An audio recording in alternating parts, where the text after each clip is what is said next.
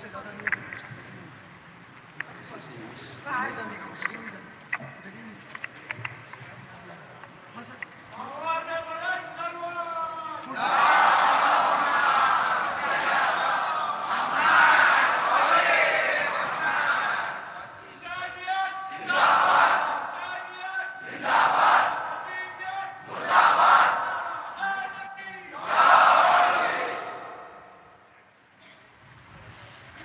أعوذ بالله من الشيطان الرجيم.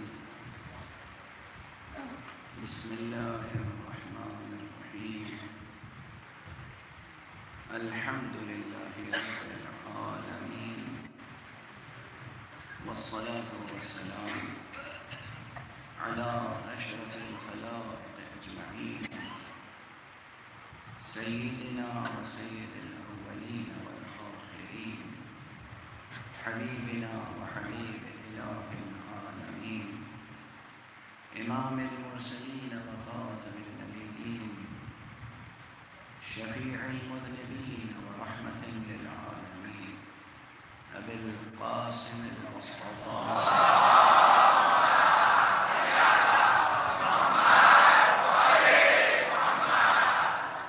وعلى أهل بيته الطيبين الطاهرين الهداة المهديين المعصومين المظلومين واللعنة الدائمة على أعداء الحق والدين. أما بعد فقد قال الله تعالى عز اسمه في محكم كتابه ومتقن خطابه. بسم الله الرحمن الرحيم. إنما المؤمنون الذين آمنوا بالله ورسوله ثم لم يرتابوا وجاهدوا بأموالهم وأنفسهم في سبيل الله أولئك هم الصادقون.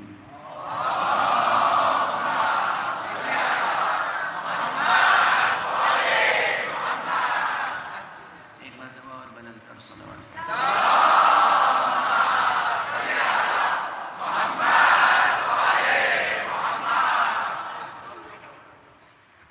قرآن حکیم کی آیت کریمہ جو سورہ مبارکہ حجرات میں ہے وہ ہم میں سے ہر ایک کے لیے انتہائی اہم پیغام اور ایک انتہائی ضروری نصاب علم و عمل، نصاب عقیدہ و عمل کی حامل. اور میں نے کل عرض کیا تھا کہ خود سورہ مبارکہ حجرات وہ سورہ ہے کہ جس میں وہ تمام اہم مضامین سمٹ کے آ گئے ہیں جو سرکار رسالت مآب خاتم النبیین صلی اللہ علیہ وسلم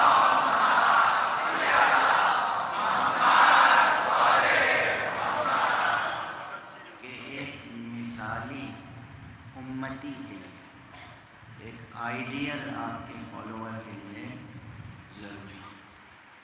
وہ تمام آداب، وہ ڈسپلن، وہ کوڈ آف کنڈکٹ وہ اس سورے میں بطور خاص بیان کیا گیا ہے. میں نے اور دوسرے مقامات پر بھی اس مرتبہ ایام عزا میں چند مجلسیں اسی حالت پر گزارش کی ہیں اور یہ بات بھی عرض کی ہے کہ سورہ مبارکہ حجرات کی فضیلت میں جو روایتیں نقل ہوئی ہیں ان میں ایک روایت میں یہ بات بتائی گئی ہے کہ اگر کوئی شخص روزانہ سورہ حجرات کی تلاوت کرے تو اسے سرکار رسالت مآب کے زوار میں شمار کیا جاتا ہے، یعنی اسے وہ ثواب ملتا ہے، وہ اجر ملتا ہے اللہ سبحانہ و تعالیٰ کی طرف سے، وہ روحانی انعام ملتا ہے اور وہ مرتبہ اسے دیا جاتا ہے اعزازی طور پر کہ جو حضور کے ایک زائر کا رتبہ ہوتا ہے. رسول پاک کی زیارت کا ثواب کتنا ہے؟ رسول اللہ صلی اللہ علیہ وسلم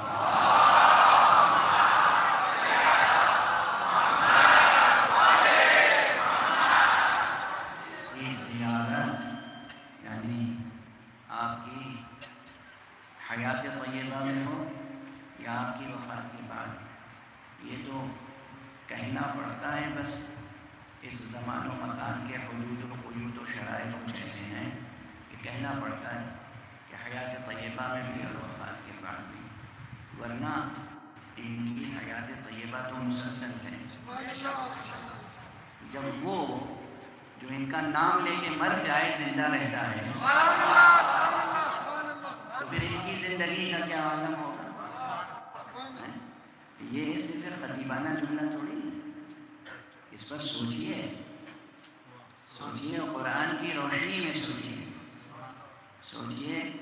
اور حدیث کی روشنی میں سوچئے، جو احادیث صحاح ہیں، جو صحیح حدیث ہیں، ان کی روشنی میں سوچئے کہ جو حضور کا کلمہ گو ہے، آپ کے کلمے پر جان دے دے تو اسے اللہ شہید کا رتبہ دیتا ہے، اور شہید کے لیے خود قرآن میں کہتا ہے کہ انہیں مردہ نہ سمجھو بلکہ یہ زندہ ہیں، اور اگر تم یہ سمجھتے ہو کہ زندوں کے لیے تو رزق ضروری ہے تو ہم بتائے دیتے ہیں کہ یہ ہمارے پاس ہمیں رزق بھی دیتا ہے، یہ قرآن کا بیان ہے نا۔ تو اگر امتیوں کا یقین اور اعتقاد قرآن مجید پر ہے تو پھر کسی شک و شبہ کی گنجائش نہیں رہ جاتی کہ جو رسول پاک صلی اللہ علیہ وآلہ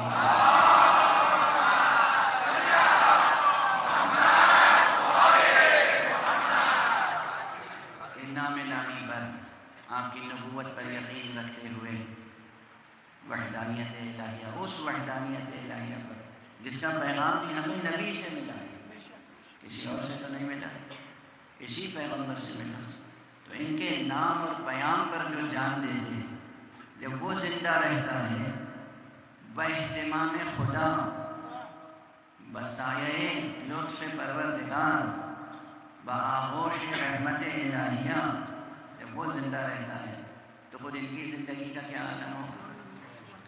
تو بہرحال جو ان کی زندگی میں بھی ان کی زیارت کرے یا ان کی وفات کے بعد زیارت کرے تو اس کا بہت اجر ہے، بہت ثواب ہے، بہت مرتبہ ہے، اللہ اس کی مغفرت فرماتا ہے، اس کے اجر پیچھے گناہ معاف فرماتا ہے، اور اس کی دعائیں قبول ہوتی ہیں، وہ اللہ کا ایک محبوب بندہ بن جاتا ہے،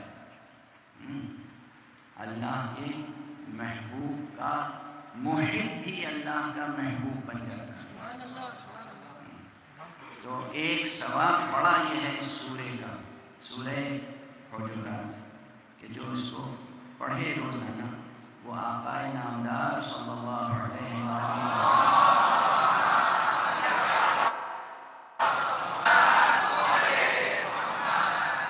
کے زائرین میں شمار ہوتا ہے۔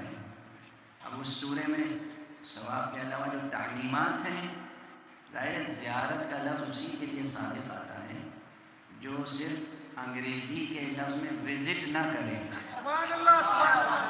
بلکہ وہ آقا کے پیام پر یقین رکھتا ہو، آقا کے لائے ہوئے دین پر یقین رکھتا ہو، آقا کی لائی ہوئی شریعت پر یقین رکھتا ہو، آقا سے عشق و محبت رکھتا ہو، آقا پہ مر مٹنے کا جذبہ رکھتا ہو، وہ جب حضور پیغمبر میں حاضری دے گا اس کو کہیں گے زیارت، اور اس شخص کو کہیں گے زائر۔ یہ نہیں کہ جو گیا اور مدینہ گھوم پھر کے چلا آیا وہ زائر ہے، نہیں، ایسا نہیں ہے، شہر کا زائر ہونا اور ہے، حضور کا زائر ہونا اور ہے۔ میں ایسے لوگوں کو جانتا ہوں جو ہسٹری کے پروفیسر رہے، ہسٹری کے، تاریخ کے، اور نہ ان کا خدا پہ یقین تھا نہ دین اور شریعت پر، مگر وہ مدینے گئے، صرف جذبہ کیا تھا، دیکھیں تو صحیح کہ عمارت کیسی ہے، دیکھیں تو صحیح مدینہ ہے کیا، تو کیا اس کو زائرین مصطفیٰ میں شمار کریں گے؟ نعوذ باللہ، ہرگز نہیں۔ اسے وہ ثواب زیارت نہیں ملے گا۔ یہاں اسکالرس کے درمیان جو بھی اس کو مرتبہ مل جائے کہ صاحب یہ بھی گئے تھے مدینے کی زیارت کر کے آئے، مدینہ گئے تھے وزٹ کر کے آئے، is a good historian, is best researcher, یہ گئے ہیں مدینہ دیکھ کے آئے ہیں اپنی آنکھوں سے، بس دیٹس آل، ختم ہو گئی بات۔ لیکن وہ ظاہر کہ جسے دنیا میں بھی رتبہ اللہ عطا کرے اور آخرت میں بھی اللہ عطا کرے، وہ کہلاتا ہے ظاہر۔ وہ ثواب آپ کو انشاءاللہ ملے گا اگر آپ یہ سورہ مبارکہ کی تلاوت فرمائیں۔ دیکھیے اللہ دینے والا ہے، اللہ تو بندوں کو عطا کرنے کے بہانے ڈھونڈتا ہے۔ آپ کی نیت صحیح و سالم ہونی چاہیے۔ دیکھیے جب زبان سے کچھ کہیں تو جو کہیں اس کے مضمون پر پورا یقین رکھتے ہوئے کہیں، جو کہہ رہے ہیں بات آپ اس بات پر پورا یقین ہونا چاہیے۔ مثلاً آپ روز زیارت پڑھتے ہیں، زیارت امام حسین علیہ السلام، اور اس میں ایک جملہ کہتے ہیں یا لیتنی کنت معہم فافوز فوزا عظیما، کاش میں کربلا میں ہوتا تو میں بھی وہ رتبہ پاتا کہ آپ کے قدموں میں شہید ہوتا اور آپ کے ساتھ شہید ہونے والوں میں میرا شمار ہوتا، وہ فوز عظیم کا رتبہ پاتا۔ یہ دل سے کہتے ہیں رسمن، یعنی واقعاً اگر کربلا میں ہوتے اور ساتھ دیتے تو آج آپ کا نام بھی تو حبیب ابن مظاہر کے ساتھ لیا جاتا یا نہیں لیا جاتا؟ اور اب تک کی تاریخ میں سب سے بڑی ایمانی اکثریت ہوتی جو کربلا میں نظر آئی۔ سبحان اللہ سبحان اللہ۔ دیکھیے اس نقطے کو سمجھ کے اٹھیے گا، بڑی اکثریت، کیونکہ کسی جھنڈے کے نیچے، کسی مینیفیسٹو کے ساتھ، کسی پارٹی کے ساتھ بھیڑ کا اکٹھا ہو جانا، لاکھوں کی بھیڑ کا اکٹھا ہو جانا کوئی بڑی بات نہیں، اس لیے کہ وہاں امیدیں ہوتی ہیں کہ پارٹی کامیاب ہوگی، اقتدار میں آئے گی، ہم سے جو وعدے کیے گئے ہیں وہ وعدے پورے ہوں گے، ہمیں جو حقوق دلانے کے وعدے میں ہیں وہ حقوق ملیں گے، جو فرائض گورنمنٹ نے اپنے ہاتھ میں اپنے ذمے لیے ہیں وہ پورا کرے گی یہ حکومت۔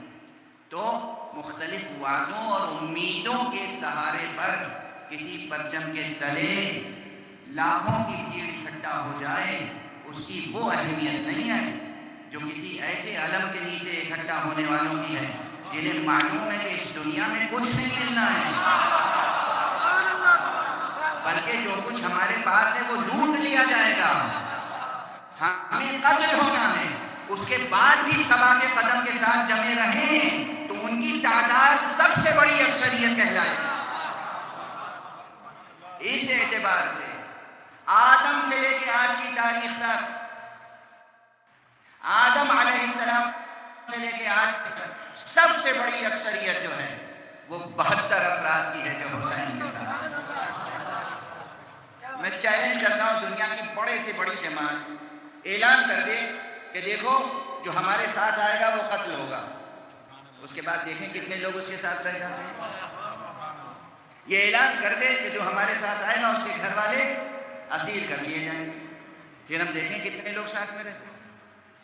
72 بھی رہ جائیں تو بڑی بات ہے، اور یقین ہے کہ نہیں رہیں گے۔ تو اب تک کی بھائی پیغمبر اکرم صلی اللہ علیہ وآلہ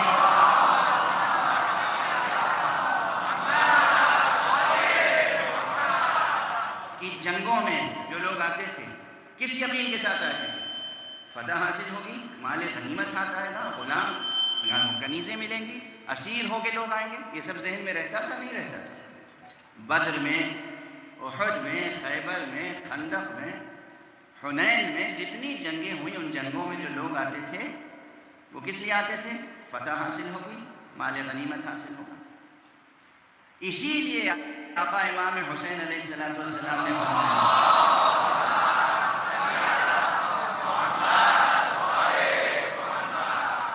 کہ مجھ مجھے جو اصحاب ملے وہ ایسے اصحاب ہیں جو میرے نانا کو بھی نہیں ملے، میرے بابا کو بھی نہیں ملے، میرے بھائی حسن مشتبہ کو بھی نہیں ملے۔ مشہور قول ہے نا تاریخ، کس بنیاد پہ فرمایا تھا؟ یہی بنیاد تھی کہ پہلے جو بھی جاتے تھے ان کے ذہن میں کہیں نہ کہیں تصور فتح ظاہری اور غنیمت کا تصور ساتھ ہوتا تھا۔ جو کربلا میں آئے تھے وہ تھے جن کے ذہن میں دور دور تک کہیں غنیمت دنیا کا تصور نہیں تھا، سبحان اللہ سبحان اللہ۔ اور چونکہ غنیمت دنیا کا تصور نہیں تھا بلکہ زندگی دنیاوی کا بھی تصور نہیں تھا، اس یقین کے ساتھ آئے تھے کہ مرنے کے لیے جا رہے ہیں، تو پھر یہ ہے وہ 72 کی تعداد یا 72 سے زیادہ جو تعداد ملتی ہے شہداء کی فہرست، اکثریت ہے اب تک کی دنیا کی سب سے بڑی اکثریت۔ اور اگر اس سے کچھ بڑی اکثریت اور میں پیدا ہونے والی ہے تو وہ اکثریت ہوگی جو فرزند حسین حضرت حجت ابن الحسن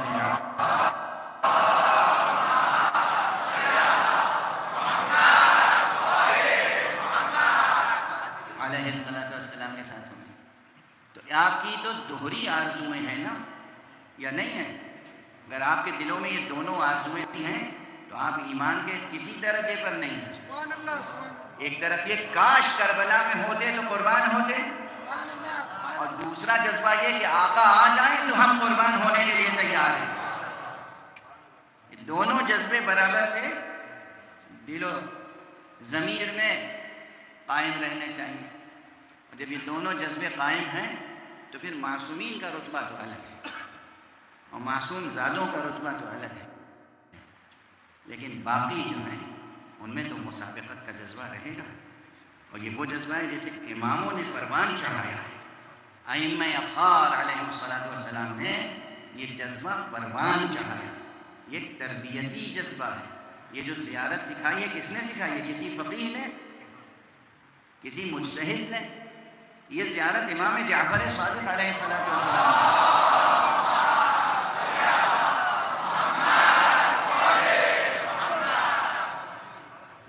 امام نے سکھائی ہے، تربیت نفوس اور تربیت قلوب کے لیے، تربیت اذہان کے لیے، جذبوں کو صالح اور صحیح جذبوں کو پروان چڑھانے کے لیے۔ بہرحال جو سمجھدار حضرات ہیں اور سمجھنا چاہتے ہیں کوئی بات، ان کے لیے یہ اشارے کافی ہیں، اور اس سے زیادہ وضاحت کی ضرورت محسوس نہیں ہوتی کہ لفظوں کو بت نہ بنائیں، فقروں کو بت نہ بنائیں، روح معنی کی طرف جائیں، دیکھیں کہ آپ چاہتے کیا ہیں، آپ کیا بننا چاہتے ہیں، آپ واقعی کربلا کے شہید بننا چاہتے ہیں یا نہیں بننا چاہتے تو زیارت پڑھنا چھوڑ دیجیے، سبحان اللہ سبحان اللہ۔ کیونکہ مقام عمل میں منافقت روا نہیں ہے۔ سبحان اللہ۔ حدیث میں ہے اتنا ہی ظاہر کرو ایمان جتنا دل میں ہو، جتنا دل میں ہو اس سے زیادہ ظاہر کرو گے تو منافق کہلاؤ گے۔ سبحان اللہ سبحان اللہ۔ اور سمجھ تربیت کیجئے نفوس کی، ذہنوں کی، تزکیہ نفس کیجئے، لفظوں کی جنگیں نہ چھیڑیے، سبحان اللہ سبحان اللہ۔ نفس کی تربیت کیجئے، ذہن کی تربیت کیجئے، کردار سنواریے۔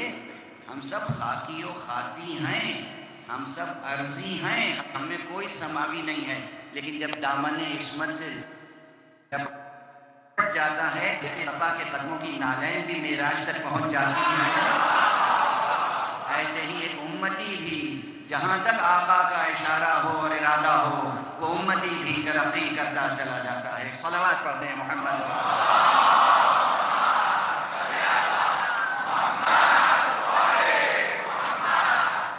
میرا ایجنڈا کوئی سیاسی ایجنڈا نہیں ہے، میں تربیتی ایجنڈا ہے، تربیت، تعلیم، تربیت، تزکیہ نفوس۔ میں اپنے نفس کی بھی تربیت کروں اور ساتھ ساتھ جو میرے ساتھ ہیں وہ اپنے نفس کی تربیت کروں۔ کیا بننا ہے؟ مصطفیٰ کا اچھا امتی۔ کیا بننا ہے؟ ائمہ کا ایک اچھا چاہنے والا ہے بادشاہ۔ کیا بننا ہے؟ اگر آج کربلا برپا ہو جائے تو ہمیں بھی حر بننا ہے۔ کیا بننا ہے؟ اگر پہنچا دو تو ہمیں بھی مسلم بننا ہے۔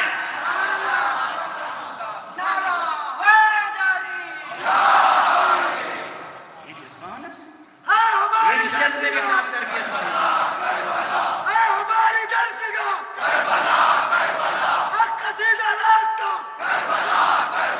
حق سیدھا راستہ، کربلا کربلا، نعرہ حیدری، یا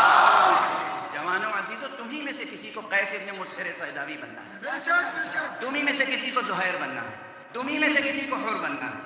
جب یہ جذبہ نہیں ہوگا تو ایمان کیسے چڑھیں گے؟ سبحان اللہ سبحان حور اللہ. کا خاندان کوئی اہل عصمت کا خاندان تھا، معصوم تھے سب. حور کی مادر گرامی معصومہ تھی. حور کس کے نظام میں ملازم تھے؟ وہی نظام اموی. مگر اتنی سی معرفت تھی بس. اس معرفت پر جلا بخشی، معصوم کی چشم کرم ہو گئی. ہاں اگر معصوم کی چشم کرم نہ ہو تو کوئی کچھ نہیں بن سکتا. سبحان اللہ سبحان اللہ. پھر آپ ریاضتیں کرتے رہیے، تلاوتیں کرتے رہیے، زیارتیں کرتے رہیے، فقیہ بن جائیے یا مجتہد، کچھ نہیں ہوتا. معصوم کی چشم کرم ہو تو سب کچھ ہو سکتا.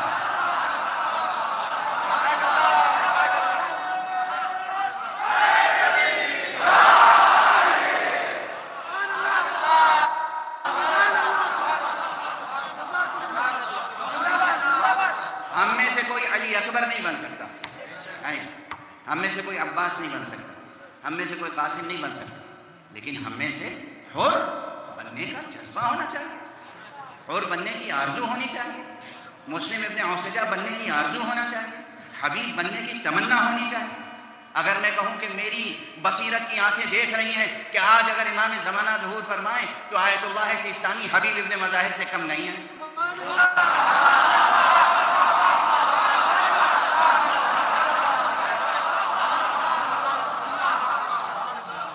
آپ اپنے مراجع کو، علماء کو کیا سمجھتے ہیں؟ کیا سمجھتے ہیں آپ اپنے علماء مراجع کو؟ کیا سمجھتے ہیں؟ جیسی پست آپ کی ذہنیت ہے ویسا ہی سمجھتے ہیں.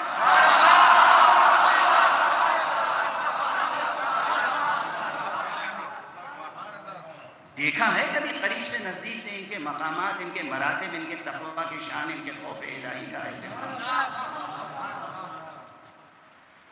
یہ مراجع ہیں. آیت اللہ العظمیٰ خوئی، آیت اللہ العظمیٰ خمینی، آیت اللہ العظمیٰ سیستانی، آیت اللہ العظمیٰ سبزواری، آیت اللہ العظمیٰ بہجت. جتنے علماء ہیں آپ انہیں کیا سمجھتے ہیں؟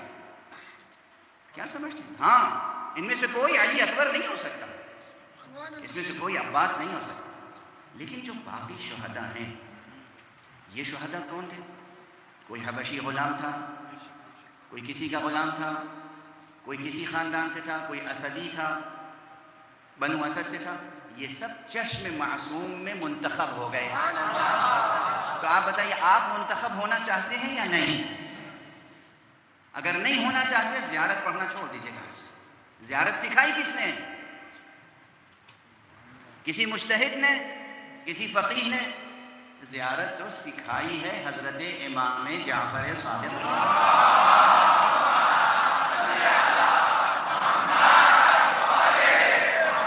زیارت سکھائی ہے حضرت امام محمد باقر علیہ السلام، اور اپنے چاہنے والے شیعوں کی تربیت کے لیے سکھائی. کہ آقا حسین کا واقعہ تو ہو گیا، باقی ائمہ تو خاموش رہے. حسین آخر آنے والا ہے، وارث حسین آنے والا ہے. اس کے جانثاروں کی تربیت کیسے ہوگی؟ کیسے ہوگی تربیت؟ اخلاقی تربیت، علمی تربیت، اعتقادی تربیت، عرفانی تربیت کیسے ہوگی؟ کس طرح ہوگی؟ کیا جذبہ ہونا چاہیے؟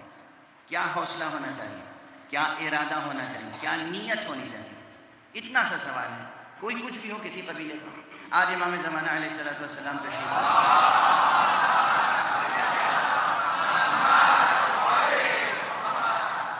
وہ کسی کو بلائیں کہ بیٹا یہ میرا خط ہے، یہ لے کے فلاں جگہ فلاں گھر چلے جائیے اور فلاں شخص کو پہنچا دیجیے. آپ میں یہ حوصلہ ہونا چاہیے نا کہ یہ خط لے کے گرا دیا جائے. یہ جذبہ ہونا چاہیے. اور اگر نہیں ہے یہ جذبہ تو معکم فافوز فوزا عظیما، کاش میں آپ کے ساتھ ہوتا تو میں اس درجہ عظمیٰ پہ پہنچتا. اس کے معنی کیا ہے؟ کیا معنی ہے اس کے؟ کیا معنی ہے اس کے؟ تربیت کی فکر کریں، تفرقے کی نہیں. تربیت کی فکر کریں، تزکیے کی فکر کریں، تفرقے کی نہیں. سوچیں کہ روح سخن کیا ہے، سمجھیں کہ بات کیا کہی جا رہی ہے. آپ جب آقا امام زمانہ علیہ السلام ظہور فرمائیں گے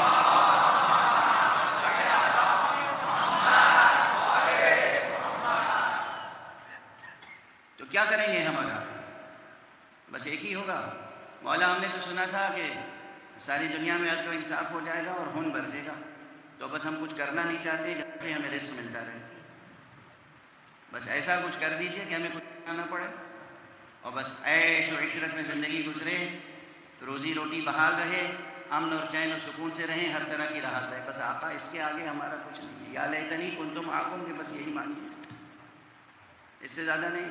ہمیں کہیں خط وط دے کے نہ بھیجیے گا، کہیں کوئی پیغام رسانی نہ کیجیے گا، ہم نہیں بن سکتے مسلم ابن عقیل، ہم بن ہی نہیں سکتے قیس ابن مسلم، ہم بن ہی نہیں سکتے حبیب ابن مظاہر، نہیں بن سکتے کچھ تو روح سیاہ ہو کر گھر میں بیٹھے بننے کی کوشش کیجیے، اس لیے کہ ابھی ایک حسین پردہ غیب میں باقی ہے۔ وہ صحابی، ایک شخص صحابی ہے جو کہتا ہے کہ میرا حسین ابھی کربلا نہیں پہنچا، میں حر ہوں اور ابھی لشکر یزید میں ہوں۔ دوسروں کے ہاں تو یہ جذبہ موجود ہے کہ آقا آ جائیں تو میں حر بننے کے لیے تیار ہوں۔ میں کہوں اگر حر سے بھی میں تشبیہ دے دوں کسی کو تو پھر دوسرے دن یہ جواب آئے گا کہ حر نہیں بن سکتا کوئی، تو اس کا مطلب کچھ نہیں بن سکتا کوئی۔ تو پورا نظام دین و تربیت کیا ہوگا؟ محمل، لغو محض۔ یہ دن رات کی ریاضتیں کس لیے ہیں؟ یہ دن رات کی زیارتیں کس لیے ہیں؟ یہ دن رات جذبہ سرفروشی کس لیے ہے؟ ممبر صرف اس لیے ہے کہ آپ ہدیہ لیں اور عیش کریں؟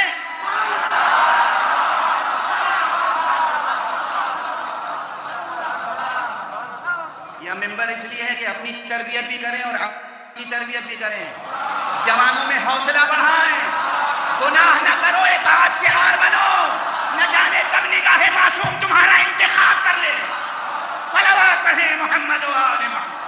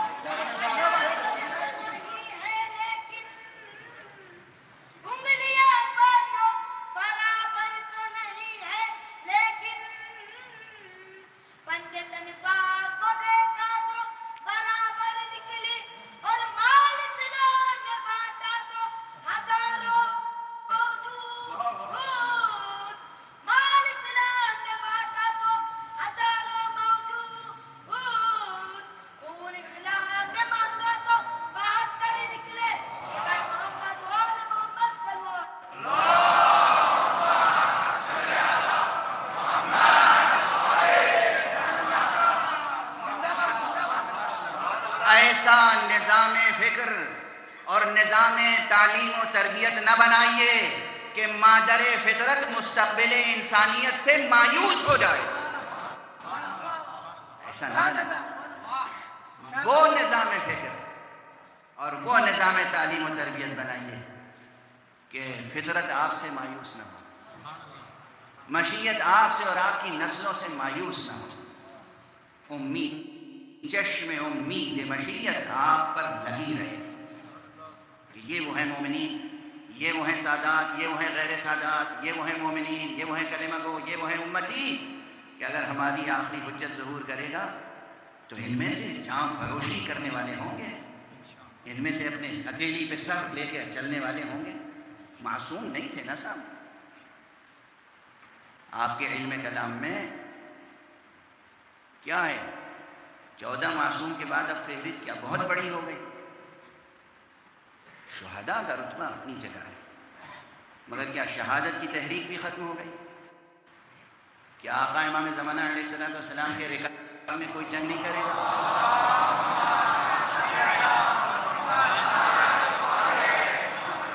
کیا آقا امام زمانہ علیہ السلام کی رکاب میں جنگ کرنے کے لیے انسان شریک نہیں ہوں گے، سب آسمان سے ملائکہ نازل ہوں گے؟ جب امام حسین نے اپنے ساتھ ملائکہ کو جنگ کرنے کی اجازت نہیں دی تو کیا امام زمانہ صرف ملائکہ کی فوج کی بنیاد پہ جنگ کریں گے؟ یہی ہوں گے، یہی کہیں سیستانی ہوں گے، کہیں خامنئی ہوں گے، کہیں قاسم سلیمانی ہوں گے، یہی ہوں گے، کہیں حسن نصر اللہ ہوں گے، یہی ہوں گے، یہی ہوں گے، یہی انسان، یہ دنیا کے مختلف علاقوں سے لوگ جمع ہوں گے، بس معصوم کی چشم کرم جس پہ پڑ جائے۔ آپ بحث میں نہ پڑیں، امید کریں، وہ ریاضت کریں، وہ اخلاقی جرأت، وہ کردار کی دولت بیدار پیدا کریں کہ آپ کے اوپر بھی چشم معصوم پڑ سکے۔ آپ کے اوپر قبیلہ بنی اسد سب معصوم تھے کیا؟ یا سب محفوظ عن الخطا تھے کیا؟ کوئی خطا کار نہیں تھا؟ کتنے خطا کاروں کی اولادیں آئیں اور شہید ہو گئیں۔ آج ہمارے لیے علیہ السلام ہے۔ عقیدت میں افراط و تفریط نظام تربیت الہی میں خلل بھی ڈال دیتی ہے۔ سبحان اللہ، سبحان اللہ۔ معصوم خدا کی قسم کوئی ماں نہیں ہے جو اب روئے زمین پر کسی علی اکبر کو جنم دے سکے، لیکن باقی جو شہدائے کربلا تھے، سلام ہے ہمارا ان کے نام پہ بھی ہم قربان ہو جائیں تو فضیلت ہے، مگر معصوم ہی نے سکھایا ہے۔ یہ آیت اللہ خامنئی کی بنائی ہوئی دعا نہیں ہے، یہ آیت اللہ سیستانی کی گڑھی ہوئی دعا نہیں ہے، یہ امام جعفر صادق علیہ السلام ہے، یہ امام باقر علیہ السلام نے سکھایا ہے۔ تم کہو یا لیتنی کنت معکم فافوز فوزا عظیما، یا کچھ کیے بغیر صرف اعزازی رتبہ لینا چاہتے ہیں، ہمیشہ آنریری عہدہ، بغیر کچھ کیے ہوئے اعزاز میں مل جائے سب کچھ، ایسا نہیں ہوتا۔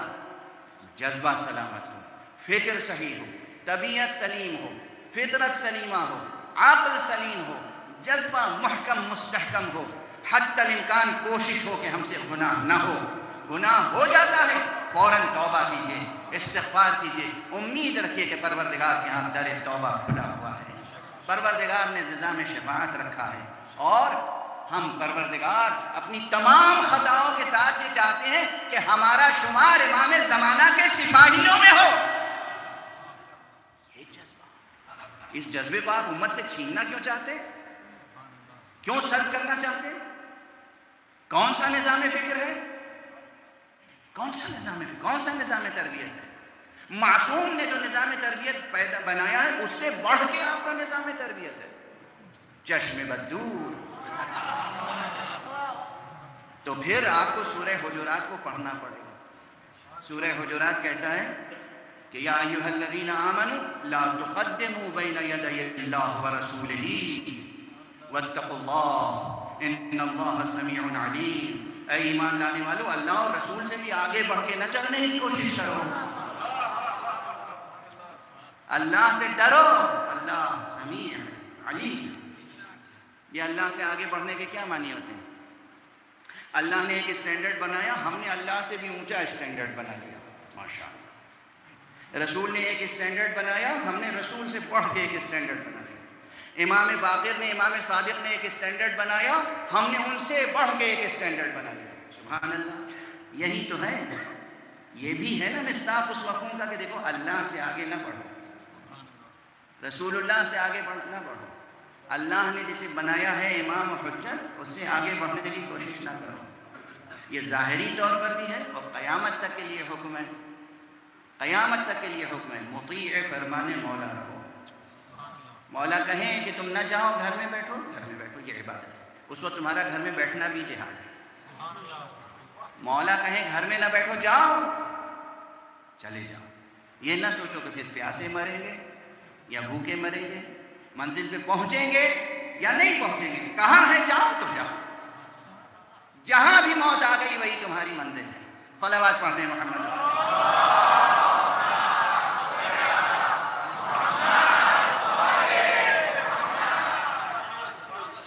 میں کوئی بات اس لیے نہیں کہتا ہوں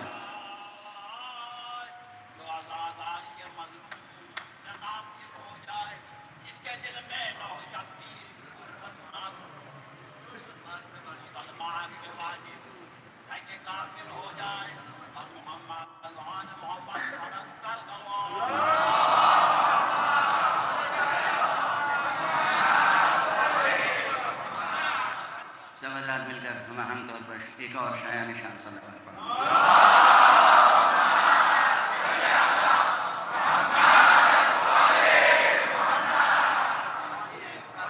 میں پھر ایک مرتبہ آیت کریمہ کی ترجمانی کر دوں، اس کا ترجمہ عرض کر دوں کہ دیکھیں اس میں کتنے اہم نکات ہیں، اور ہماری دینی اور دنیاوی، ہماری علمی اور عملی، ہماری اعتقادی اور عبادی تربیت کے لیے کیا نصاب مقرر کیا گیا، کیا نصاب مقرر کیا گیا۔ اور یہ قرآن ہے اور یہ کلام خالق ہے، جس کی جو بات ہوتی ہے نا اسی کو قدرت ہوتی ہے کہ جتنی اپنی بات کو پھیلا کے پیش کرنا چاہے پیش کر، جتنا پھیلانا چاہے پھیلا، اور جس وقت سمیٹ کے مختصر کہنا چاہے مختصر کہنا۔ تو آپ دیکھیں گے قرآن مجید میں یہ اعجاز بیانی موجود ہے کہ قرآن بسم اللہ سے والناس تک مفصل بیان الہی ہے، لیکن جہاں حق سبحانہ و تعالیٰ چاہتا ہے کہ مختصر لفظوں میں ایک بات ایسی کہہ دے کہ انسان چاہے تو اسی مجمل سے مفصل تک پہنچ جائے، تو وہ اس طرح فرما دیتا ہے۔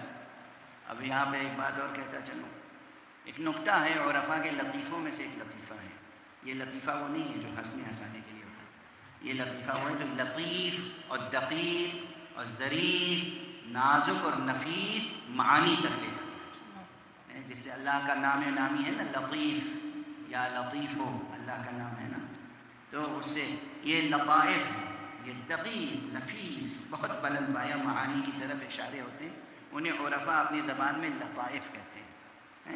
کہاں وہ لطائف، کہاں وہ لطائف جو لوگ آپس میں استعمال کرتے ہیں۔ تو ایک لطیفہ عرفانی ہے، ایک دقیق ہے۔ کہتے ہیں قرآن شروع کس سے ہوا ہے؟ حرف بے سے۔ ختم کس پر ہوا ہے؟ سین پر۔ بے اور سین کو ملائیے تو بس بنتا ہے، یعنی یہ کتاب نصاب کے لحاظ سے کافی ہے انسانی ضرورت۔ ہمیں اس کتاب کے علاوہ کوئی اور کتاب نہیں چاہیے، چاہیے تو معلم کتاب چاہیے۔ صلوات پڑھ دیجئے محمد و آلہ۔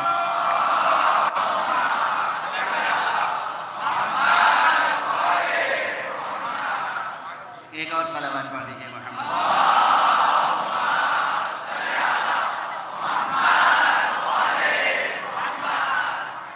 ہمیں اس کتاب کے علاوہ اور کوئی کتاب نہیں چاہیے، لیکن معلم کتاب وہ تو ہمیشہ ضروری ہے، معلم کتاب ہمیشہ ضروری ہے۔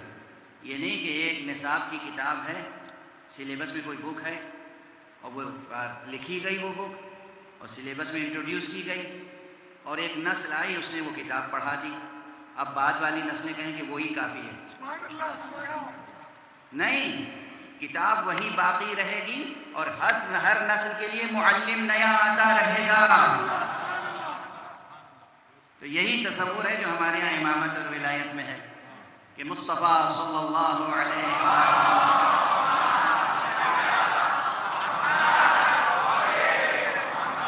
پر کتاب نازل ہوئی اور یہ آخری کتاب ہے۔ اب اس کتاب کے ساتھ ہمیں کسی اور کتاب اور صحیفے کی ضرورت نہیں ہے، یہ جامع ہے، مہیمن ہے۔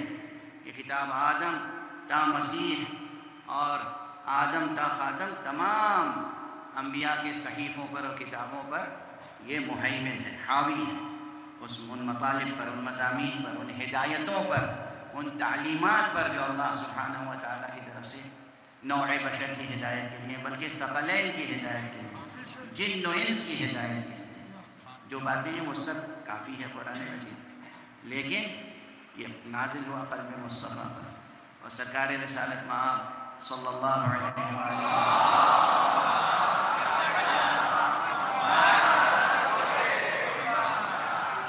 نے ارشاد فرمایا کہ یہ مجھے قرآن جو دیا گیا ہے اسی کے مثل مجھے کچھ اور بھی دیا گیا ہے، ہاں اسی کے مثل وَمِثْلَهُ مَعَهُ، اس کے ساتھ اس کا مثل دیا گیا ہے، یہ بیان قرآن، یہ مصطفیٰ کو عطا ہوا ہے۔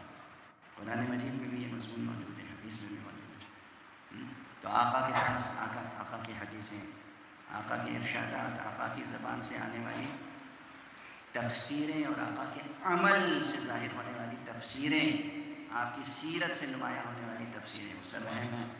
اور پھر اس کے بعد آپ کے بعد جو ایک نسل آپ نے تربیت کی، امیر المومنین علی ابن ابی طالب۔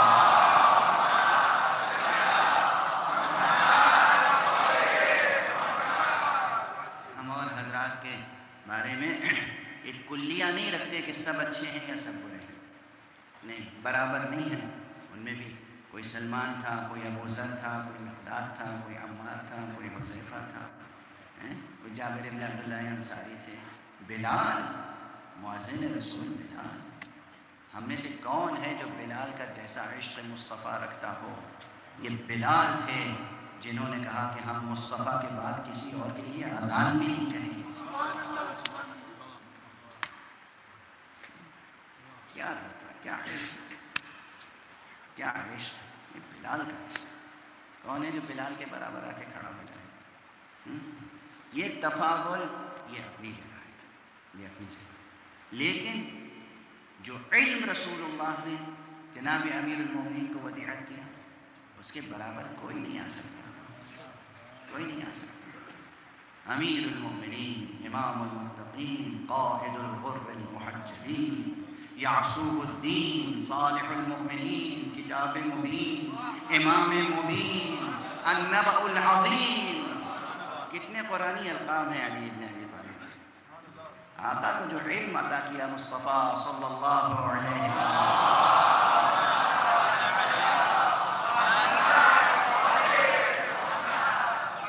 اس کا کون انکار کر سکتا ہے؟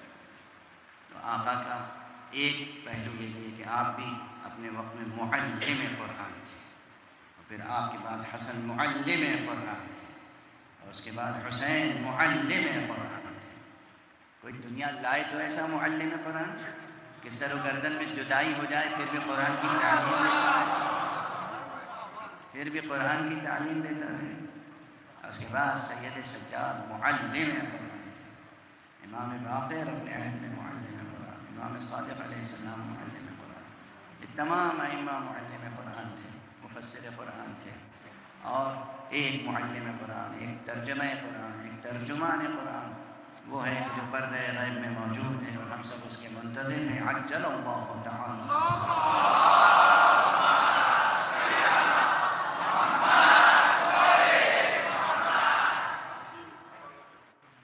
تو قرآن مجید کی بات ہو رہی تھی کہ قرآن مجید میں اللہ جہاں چاہے اپنی بات کو مختصر کر کے پیش کرے اور جہاں چاہے مفصل۔ تو اب یہ جو آیت ہے اس میں بظاہر تو 2 سطریں ہیں اور چند کلمات ہیں۔ ارشاد الہی ہے انما المؤمنون الذین آمنوا باللہ ورسولہ، بس مومن تو وہی ہیں جو اللہ پر ایمان لاتے ہیں اور اللہ کے رسول پر ایمان لاتے ہیں۔ ثم لم یرتابوا، ایمان لانے کے بعد پھر کسی شک اور شبہے اور تردید اور تردد میں مبتلا نہیں۔ یہ بڑی بات ہے، اصل بات یہی ہے۔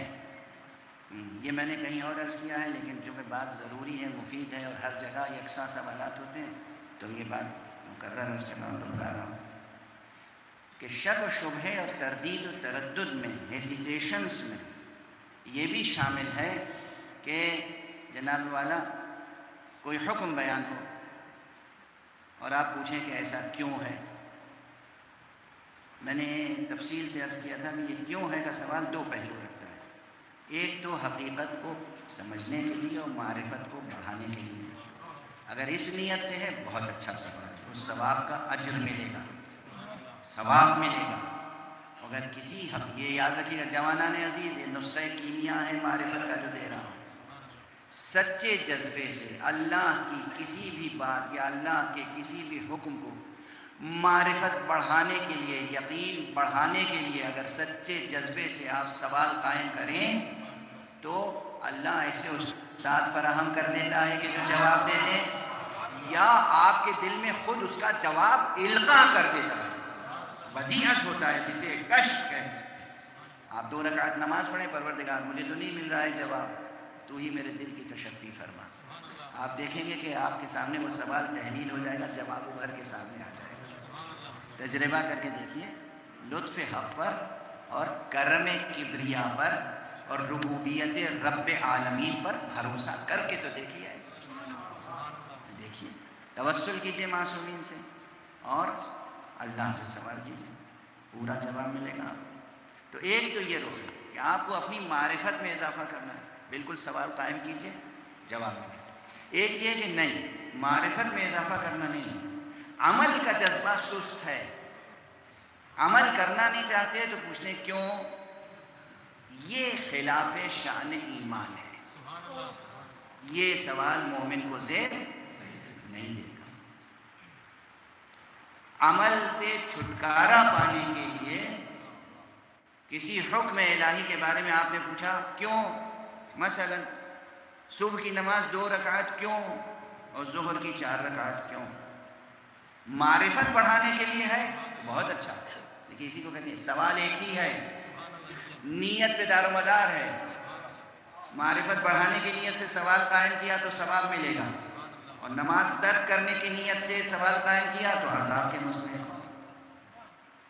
تو اس طرح کے سوالات بھی یہاں ثم لم یرتابوا کے دائرے میں آ جاتے ہیں. کوئی بھی حکم شرعی ہو اگر قرآن سے ثابت ہے اور سیرت مصطفیٰ، قول مصطفیٰ، قول معصومین سے ثابت ہے تو بس ثابت ہے. فوراً اس پہ عمل کرنے کا جذبہ ہونا چاہیے. اگر عمل کی راہ میں آپ کا سوال رکاوٹ بن رہا ہے، اطاعت کی راہ میں رکاوٹ بن رہا ہے، تو آپ پھر انما کے دائرے میں آنے والے مومن نہیں کہلائیں. پھر آپ ان میں سے نہیں ہوں گے جن کے لیے قرآن سند دے رہا ہے کہ اولئک هم الصادقون، وہی وہ ہیں جو سچے مومن ہیں. یہ آیت دیکھیے کون سی سند دے رہی ہے آپ کو، کیا عظیم الشان سند مل رہی ہے آپ کو. وہی وہ ہیں جو سچے ہیں، وہی وہ ہیں جو سچے ہیں. اچھا یہ کیا آیت خاص معصومین کے لیے ہے؟ یہ کسی اور وقت میں عرض کروں گا معصومین کے کلام سے. اور خود آقا امام زین العابدین علیہ السلام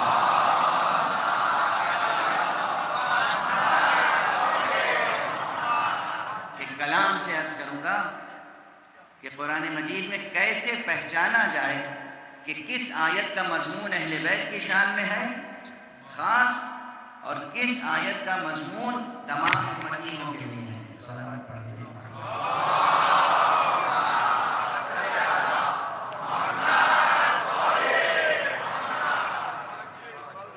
ہمیں کیا مجلس تمام ہونے والی ہے، مگر یہ کہ یہ تبصرہ کیا بغیر نہیں ہوگا کہ مائک کا مسئلہ انٹرنیشنل ایشو ہے کہ ہر جگہ مائک سیٹنگ میں جب ممبر پہ آتا ہے جا کے تو اس کے بعد سیٹ کرنے میں چند منٹ لگتے ہیں، اور مائک نیچے ہوا جا رہا ہے، اوپر چلا جا رہا ہے، آگے بڑھا جا رہا ہے، پیچھے چلا جا رہا ہے، آواز کس طرح ہو رہی ہے.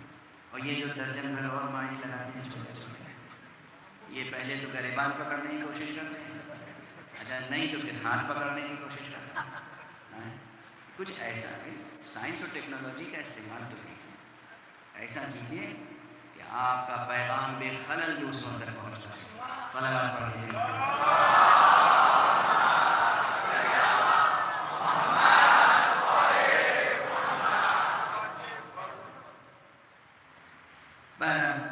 جو سلسلے گفتگو تھا وہ یہ کہ یہ جو آیت کریمہ ہے انما المؤمنون الذین آمنوا باللہ ورسولہ ثم لم یرتابوا وجاہدوا باموالہم وانفسہم فی سبیل اللہ اولئک هم الصادقون.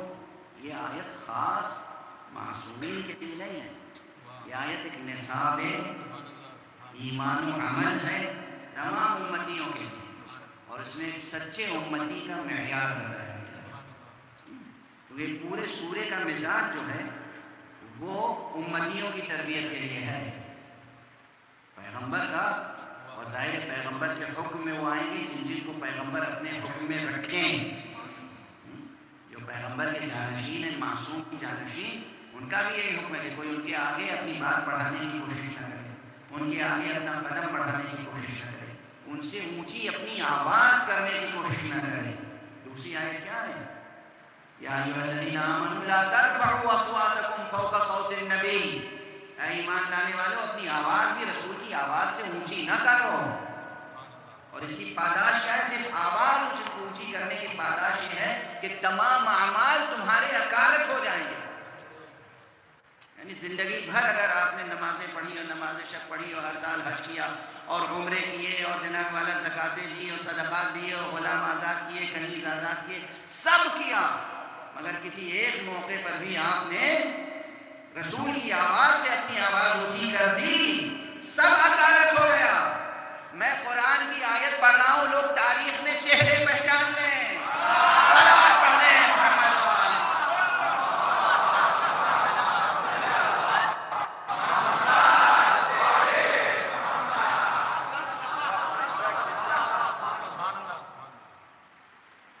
کوئی گنجائش نہیں ہے کہ وہ آواز اونچی کریں۔ کسی نے کہا جائے کیا کریں صاحب، ان کی آواز ہی بھاری تھی تو کیا کریں؟ نہیں، آواز بھاری تھی تو پھر اسے ہلکی کرنے کی تربیت حاصل کریں،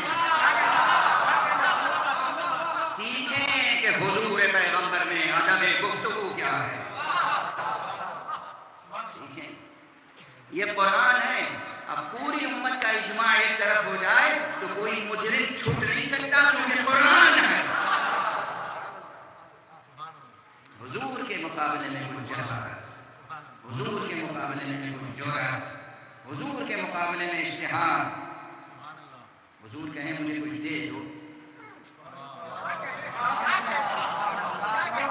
حضور بیمار ہیں، مریض ہیں، اور حضور کہہ رہے ہیں مجھے کچھ لا کے دے دو۔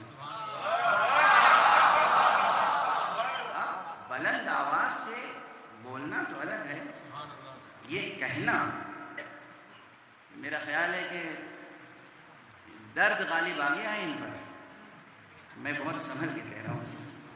جو حدیث کی کتابوں میں، روایتی کتابوں میں لفظیں ہیں نا، وہ دہراتے ہوئے بہت تکلیف ہوتی ہے کہ کس طریقے سے یہ بات کہنے والے نے کہی تھی۔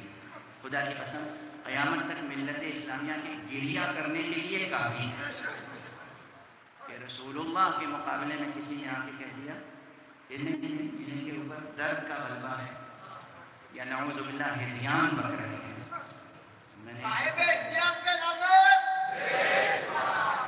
صبر سے سماعت فرمائیے، اپنے نفوس کی تربیت کیجیے، تاریخ صبر سے سماعت فرمائیے کہ میں قرآن پڑھ رہا ہوں، اس قرآن کے سامنے ہم میں سے ہر ایک کو اپنے نفس کی تربیت کریں کہ رسول کے اور معصوم کے مقابلے میں کیا ادب ہوتا ہے، نہ ان سے آگے قدم بڑھانا ہے، نہ ان کی آواز سے اپنی آواز اونچی۔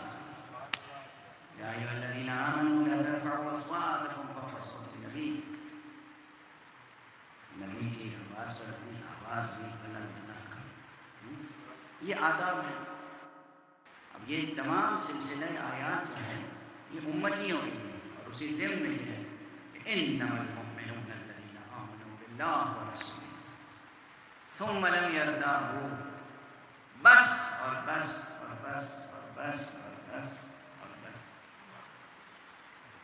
منحصر ہے یہ حقیقت۔ صاحب ایمان، سچا مومن تو بس وہی ہے جو اللہ پر ایمان لائے، اللہ کے رسول پر ایمان لائے، اور پھر کسی شک و شبہ میں مبتلا نہ ہو۔ اچھا یہ گزشتہ نسلوں کے لیے تھوڑی تھی، ہمارے اور آپ کے لیے۔ اگر کوئی حقیقت ثابت ہے مصطفیٰ صلی اللہ علیہ وسلم،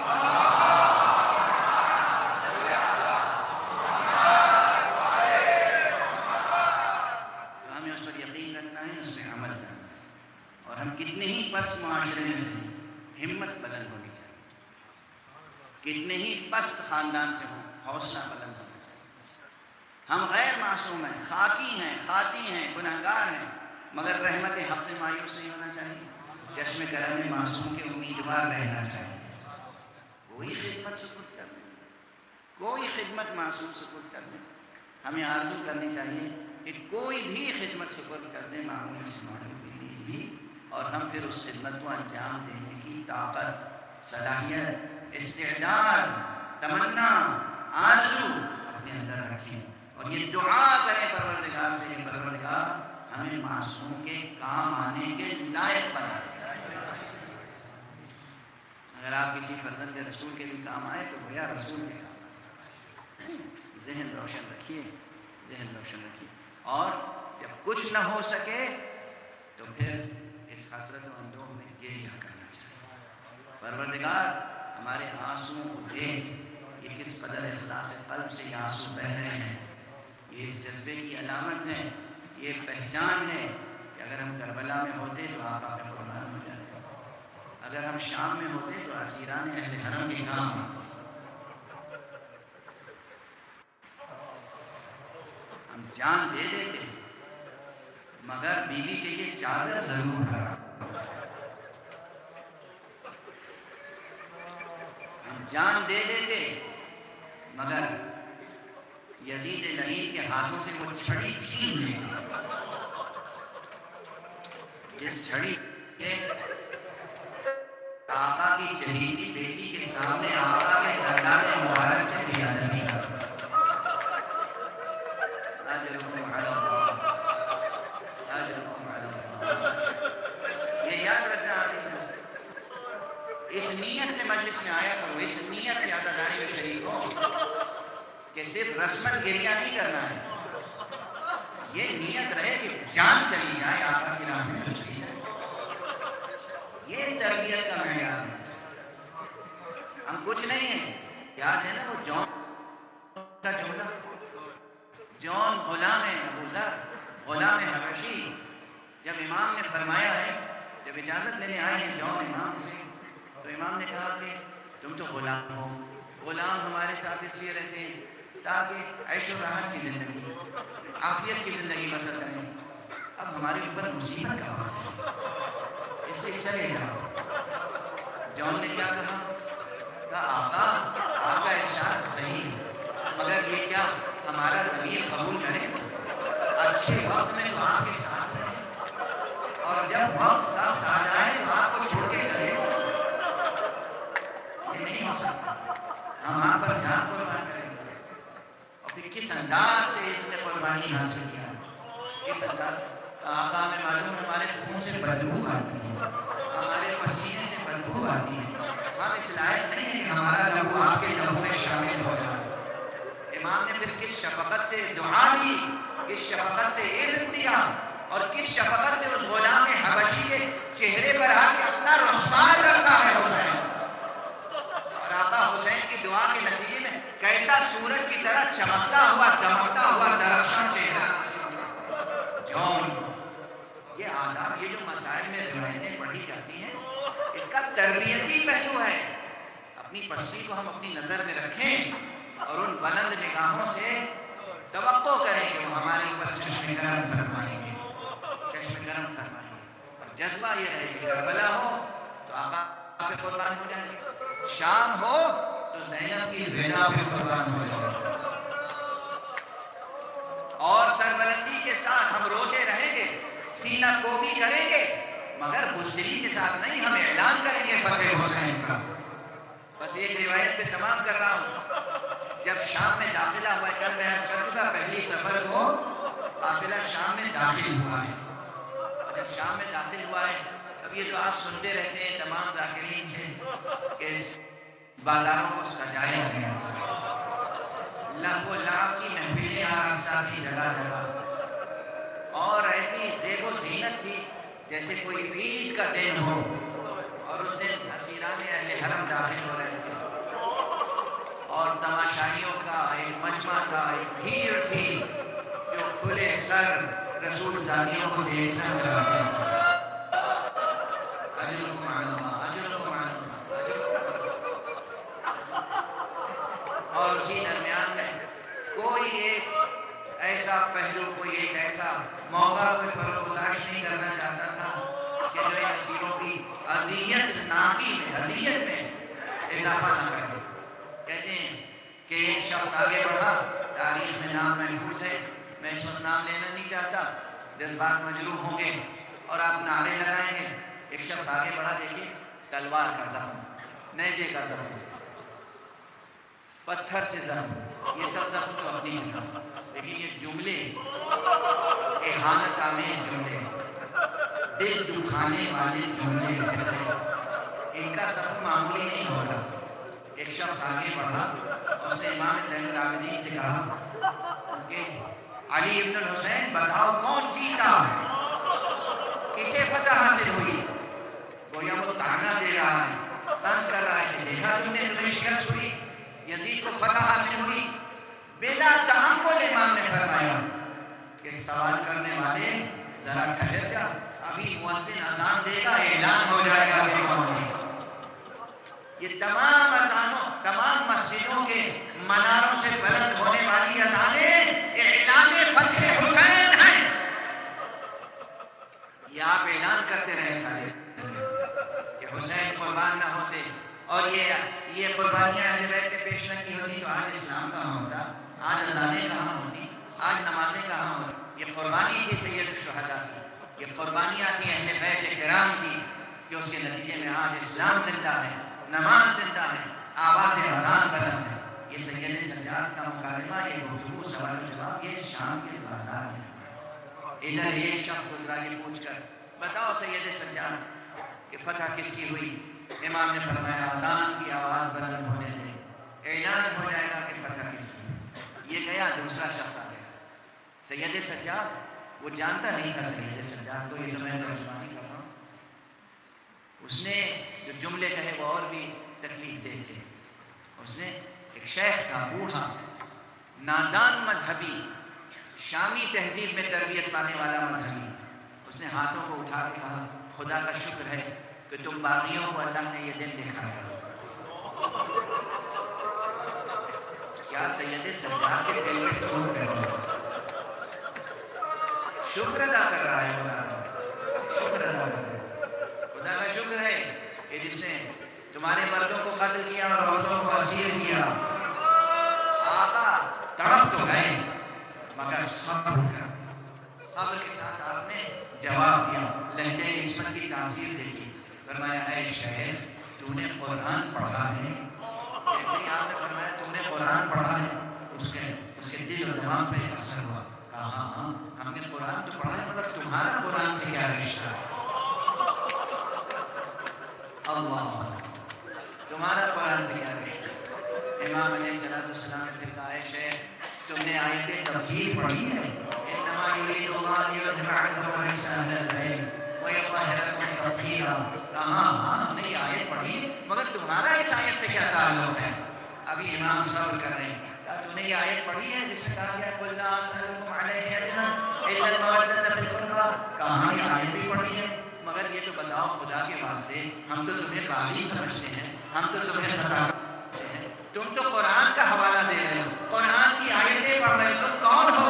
امام نے ایک مرتبہ کہا ہم وہی اہل بیت تو ہیں جن اہل بیت کی طہارت کا اللہ نے اعلان کیا ہے.